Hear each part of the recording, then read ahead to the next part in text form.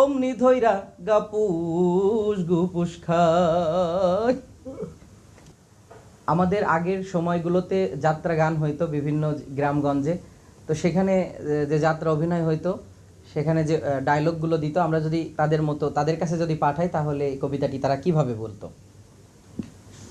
ওই দেখা যায় তাল গাছ, ওই আমাদের গা, ওইখানেতে বাস করে কানা বগির ছা, না উজির না না।